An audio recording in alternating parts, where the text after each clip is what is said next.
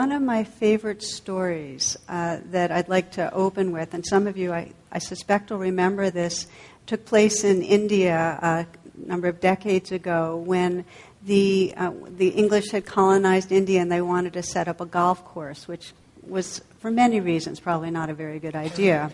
But one of the big reasons was because, as it turned out, golf in Calcutta had this obstacle of these monkeys that would go into the course and take the balls that the golfers were golfing around and toss them everywhere.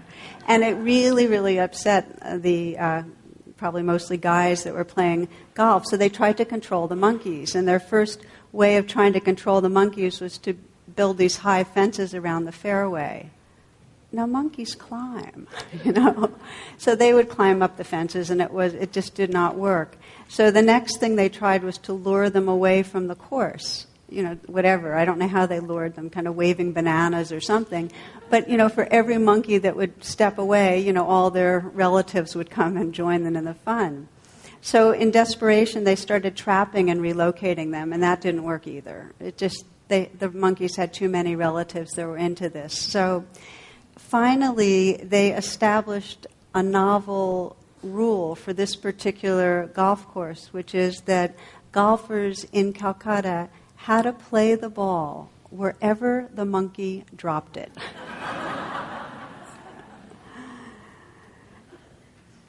Now, they were onto something.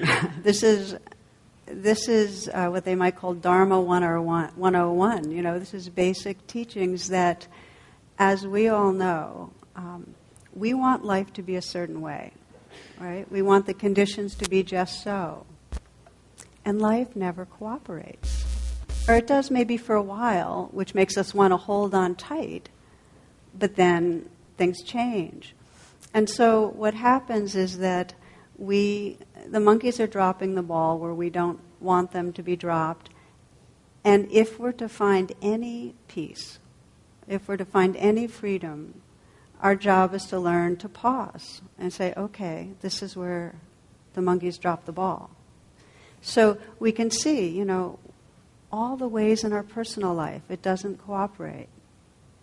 We have losses, whether it's our bodies getting sick, our people we love having trouble, whether we run into an addictive relapse, whether we have a divorce, whether we lose our job. It's the ball's dropped and we just don't like where it is. And then we can see it globally, how this life doesn't cooperate. This year, just the tsunami in Japan and the horror of what happened with the nuclear proliferation, they're just really, really scary. And what's happening in so many places, I'm right now so struck with the prediction of 12 million people starving in Somalia. And I'm seeing nodding heads. Unless we really pay attention, we might not be aware of children, families, just at a massive scale suffering. So it's global. This life isn't the way we want it. And the question is, we can't change that it happens in some of the big ways. I mean, there's things we can control, but primarily the teaching is, it's not what's happening, it's how we respond.